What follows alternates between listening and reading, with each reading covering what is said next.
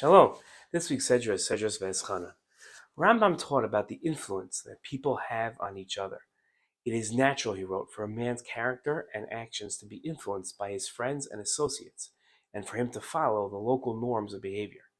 Therefore, he should associate with the righteous and be constantly in the company of the wise, so as to learn from their deeds.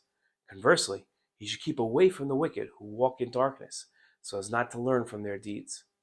The influence people have on each other doesn't only apply to individual people, but on a national level as well. In this week's Torah portion, the Jewish people are warned to be careful of allowing negative influences to take root in the Jewish state.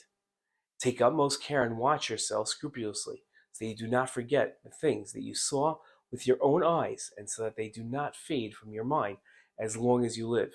Make them known to your children and to your children's children. In his commentary to that pasuk, Sforno wrote, "Be careful not to be influenced by other nations and their philosophy that you will take away from God. You might forget what your eyes saw at Sinai and your own true interpretation of the Torah.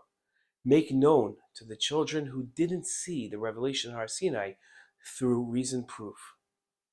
In his explanation of what gave the Jewish people faith in Moshe as a true messenger of God and the role Har Sinai had in the faith of the people in Moshe, Rambam wrote, "What is the source of our belief in him? The revelation at Mount Sinai. Our eyes saw, no one else's. Our ears heard it, not another's. There was fire, thunder, lightning.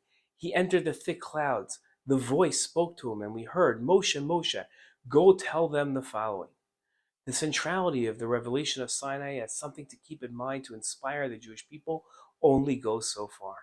Rambam wrote about the prohibition and allowance of having Gentiles live among us in Eretz Yisrael, with an implicit danger being influenced by idolatrous Gentiles. Rambam wrote, "When Jews are in power over Gentiles in Eretz Yisrael, it is forbidden for the Jews to allow an idolater to live among us. Even a temporary resident or a merchant who travels from place to place should not be allowed to pass through our land until they accept the 7 universal laws commanded to Noah and to his descendants. A person who accepts these 7 mitzvot is a ger toshav." The success of the Jewish people in their homeland is completely dependent on their allegiance to God's mitzvot. If they observe the mitzvot, they will enjoy success on their land. But if they abandon God's words, they will be conquered by enemies and exiled from the land.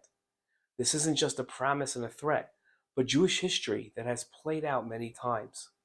The greatest threat to the Jewish people's observance of the mitzvot and allegiance to God are foreign influences, values, and culture.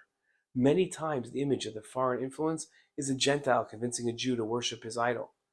But the corrosive element of foreign influences is the replacement values of others instead of the Torah. What an important lesson for all. Shabbat Shalom.